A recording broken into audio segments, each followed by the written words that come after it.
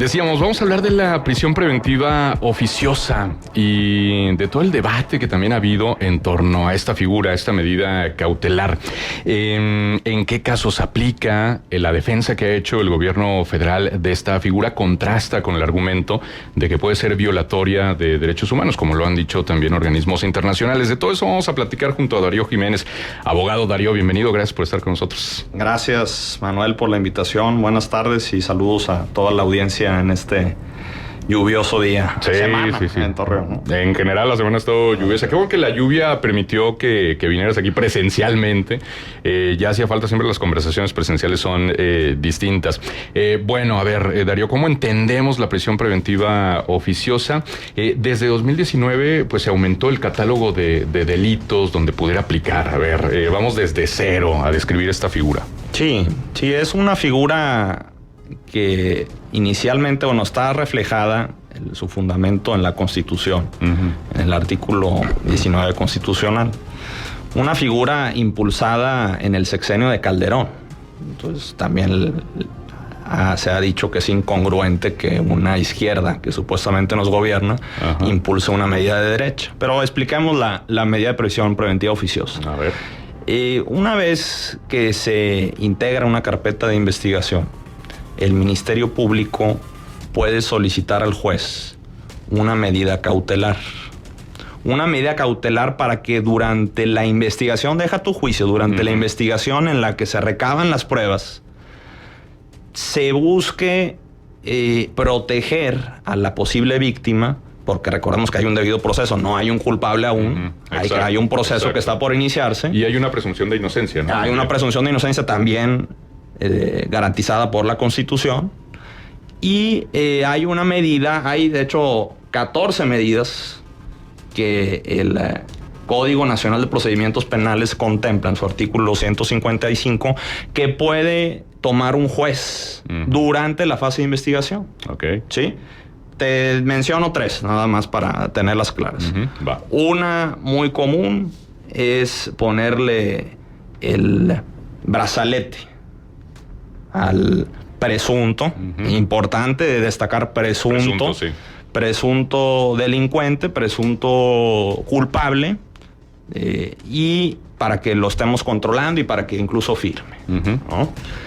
Hay muchas otras y además andarse presentando cada 15 días. Ese brazalete tiene geolocalización, ¿no? Tiene claro, tiene geolocalización. Para que se sepa que no se mueve. Totalmente, como en las películas. Sí, claro. Luego hay otra de la más popular probablemente, que es el pago de una garantía económica. Lo que se conoce como fianza. Pues una especie, no es lo mismo. Puede ser, sí, es una especie de fianza.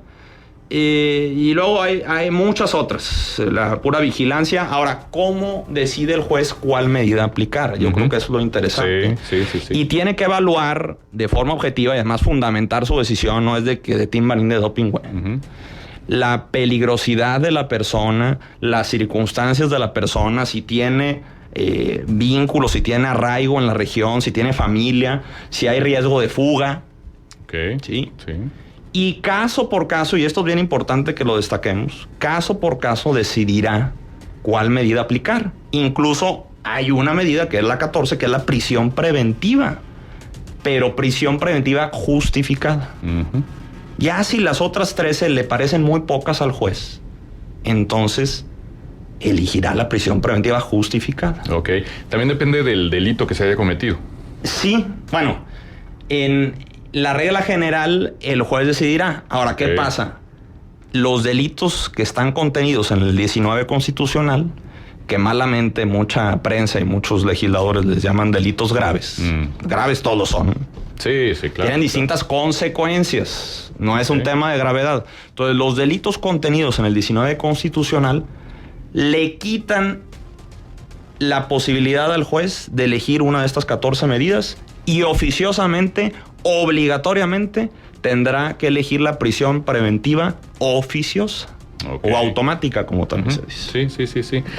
A ver, decíamos que en 2019 se amplió el catálogo de delitos. Obviamente, seguramente no es el término, pero lo voy a expresar así, que dan la proclividad a que se dicte como medida cautelar la medida preventiva oficiosa. ¿Cuáles son, Darío? Sí, El 2019, como bien dices, es una iniciativa, además que presenta el propio Morena, pero hay que subrayar esto, Manuel, porque luego todos se lavan las manos.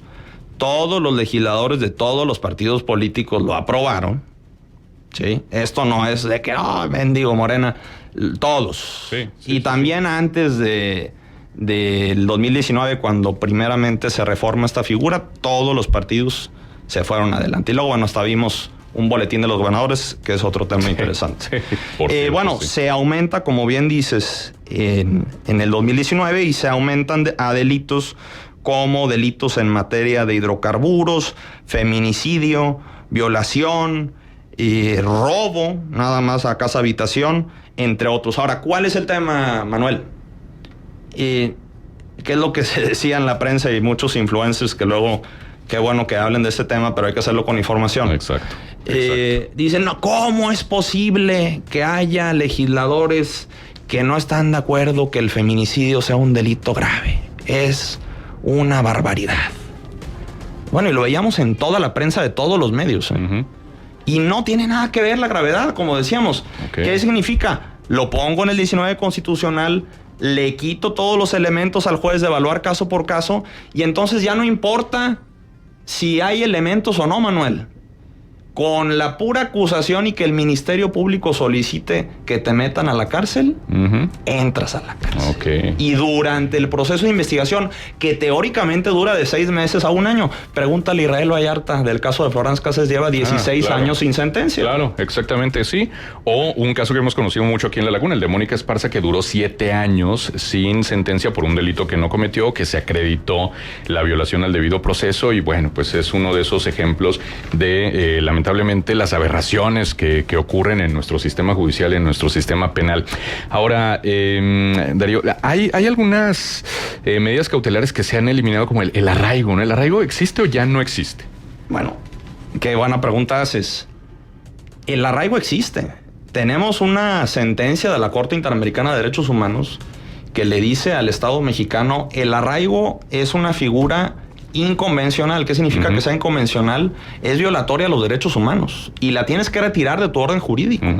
Y lo mismo le dice, lo podemos platicar más adelante, de la prisión preventiva, oficiosa.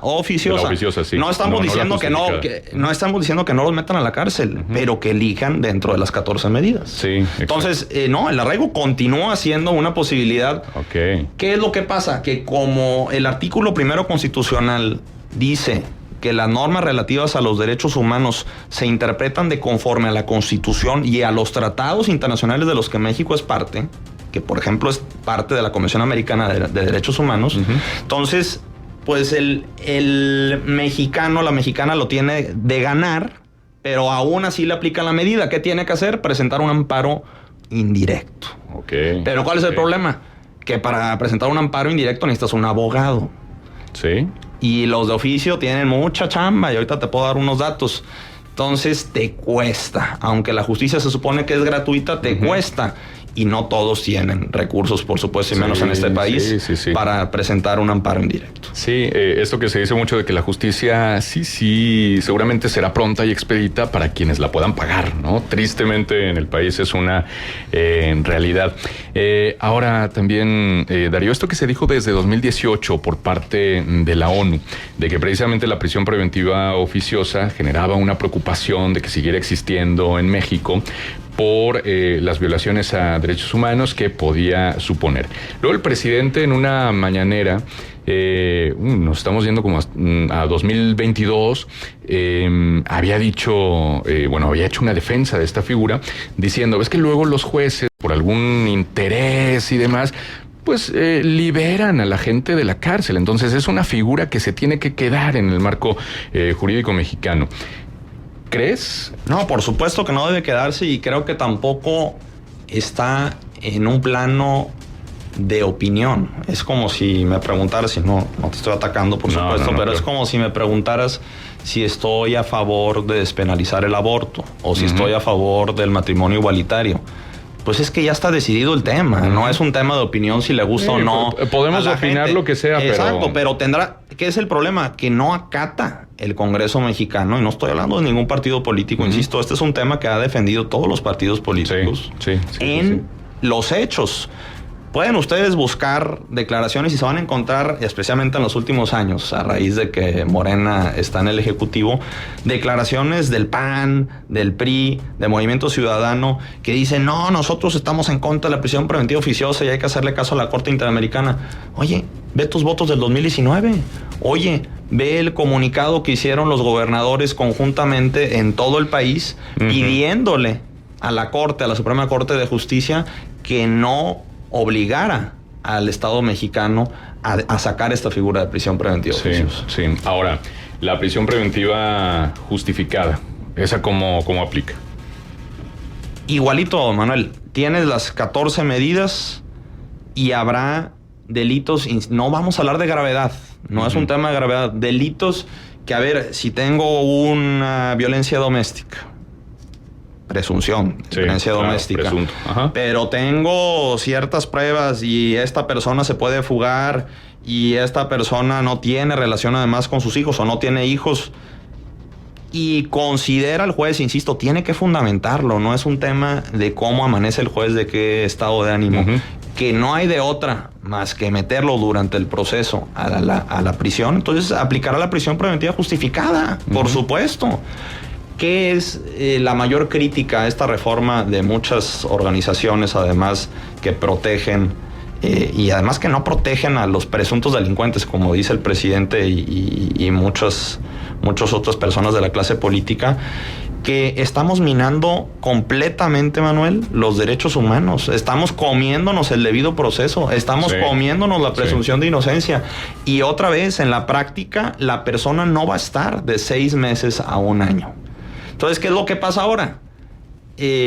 No nada más, ya tenemos más delitos desde 2019, que además eso, por supuesto, hace que se sobrepoblen los sistemas penitenciarios, las cárceles. Ahorita te doy unos datos.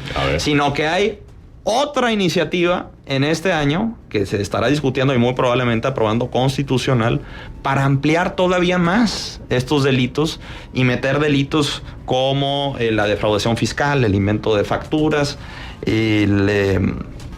varios delitos, que la extorsión, que ha sido uno de los delitos que más ha aumentado este sexenio. Y que más cifra negra tiene también. Así es. Otro delito que es bien interesante, que es el robo a material en las carreteras, que le pasa mucho a los transportistas. ¿Y qué es lo que pasa, Manuel? Porque hay que decirlo, invito al auditorio a que reflexione. Llegan nuestros legisladores a rendir cuentas o a tener juntas con las cámaras empresariales, y que les dicen, no se preocupen, estamos atendiendo el tema de los robos de autotransporte. Y me han tocado, ¿Y qué les dicen? Y de todos los partidos. No te preocupes, el robo de autotransportes está en mi agenda y será delito grave. Ay, entonces, ¿qué dice el empresario? A todo dar y métele todavía más populismo penal. Sí, exactamente. Y dentro de ese populismo penal, escuchamos una y otra vez en las campañas políticas o en los posicionamientos en torno a un determinado tema, penas más graves, ¿no? Aumentar las penas al delito que me digas. Y dices tú, bueno, está bien, pero ¿de qué sirve poner 500 años de pena si va a haber un 96% de probabilidad de que quien cometió ese delito no llegue a la cárcel por los niveles tan atroces de impunidad que hay en este país? Y fíjate, según el INEGI, al cierre de 2022, había 226,077 personas en prisión. Bueno, 88,345 no habían recibido una sentencia, es decir, 39%, prácticamente 4 de cada 10 personas que están en prisión lo están sin haber recibido todavía una sentencia. Y habrá que ver si están efectivamente por haber cometido el delito que se les achaca. Muchos de ellos quizá no. A ver, ¿qué otros datos? Mira, ahí estaban estos datos que creo que son datos duros a raíz de la reforma del 2019. Y efectivamente, como dices, te estoy hablando, por ejemplo, del 2022, el 85% de los encarcelados sin sentencia. 85% en el país. Solo 15 con sentencia. Crece naturalmente la prisión preventiva.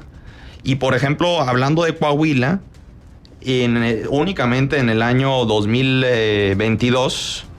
crece antes de la reforma y después de la reforma, la prisión preventiva 187%. Ok. ¿Sí? Caray. Y estados donde conceden más prisiones preventivas, después de la reforma de 2019, Coahuila, 96% concedida de las solicitadas por el Ministerio Público. Caray, la pregunta sería, porque luego también nos dice la clase política, es que los tenemos que meter, los delincuentes de cuello blanco y son de alta peligrosidad. Yo les preguntaría, ¿quiénes son las personas más afectadas con la prisión preventiva? Y hay datos, Manuel. Hay datos y vemos que 7 de cada 10 personas tienen un trabajo poco remunerado antes de ser encarceladas. Estos son datos de Animal Político y de Intersecta, mediante solicitudes al INAI, que por cierto también está en peligro de extinción. Caray, y luego vemos también que de estas personas el 72% tenía la educación secundaria como máximo nivel de estudios. De estas 7 de cada 10 personas, 16% son choferes, 13% son campesinos, 19% son trabajadores artesanales. No estamos teniendo a las personas que estamos queriendo buscar. Como tú dices, el 95% de impunidad. Y luego vemos estados como la Ciudad de México, Oaxaca, que el 100%, fíjate esto, Manuel, el 100% de los encarcelados, prisión preventiva oficiosa. 100%. Todo el que agarra. Y además, el 60% de los que los agarras por robo o por narcomenudeo. Delitos menores. Posesión de droga. Delitos menores. Queremos tener las cárceles sobrepobladas de estos delitos. Sí. Lamentablemente es un tema, justamente el perfil de los detenidos en ese sentido. Ahora, Darío, pues un tema ahí que se concatena con todo y que es el tema candente ahora mismo en las mesas de análisis y en el panorama mexicano.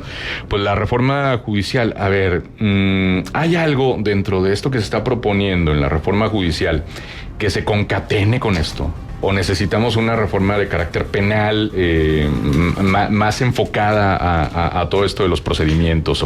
Bueno, todo se puede concatenar, como bien dices. Yo lo vería por dos lados. Uno, hay una sentencia de la Corte Interamericana de Derechos Humanos que además no es opcional. No es como una recomendación de la CNDH ni una recomendación de la ONU. Es una sentencia que el gobierno mexicano, el Estado mexicano debe de acatar, como también debe de acatar los de la Corte Penal Internacional. Sí. ¿Por qué? Porque nosotros lo ratificamos y lo reconocemos dentro de nuestro sistema, desde nuestro instrumento jurídico. Y la Corte nos está diciendo, tienes que modificar tu 19 constitucional porque estás vulnerando derechos humanos. Y fíjate lo que dice, lo digo textualmente y ahorita contesto la segunda parte. Dice, es una medida arbitraria y violatoria de los derechos tanto al control judicial de la privación de la libertad como a la presunción de inocencia, la igualdad y la no discriminación en tanto está prevista como una medida de aplicación automática, como hemos dicho, sin que los jueces estén obligados a analizar la finalidad, necesidad o proporcionalidad en cada caso concreto. No hay a dónde moverse. No. ¿Qué es lo que pasa? Que el legislador se hace guaje. Y en la segunda parte de la pregunta, la reforma judicial, pues sí, claro que tiene mucho que ver. A ver, ¿qué es lo que nos está diciendo la clase política que está impulsando esta reforma judicial? La impunidad, la corrupción, hay que subir penas. Además, Manuel, hay un sinfín de iniciativas que seguramente se procesarán en algún momento de esta legislatura para todavía ampliar más los delitos del 19 constitucional. Pues ya mejor agarren el Código Penal y métanlo todo ahí. Pues sí. ¿Sí? Porque hay iniciativas para meter la tala ilegal de árboles, para meter el robo al transporte, para meter la tentativa de homicidio, para meter la tentativa de feminicidio. ¡Caray! ¿De qué sirve poner ciertos delitos si ya no es la excepción, ya es la regla? Sí. Eso es precisamente. Ahora, esto que decía, sí, todo se puede concatenar. Entonces, te pregunto, ¿la ley de amnistía?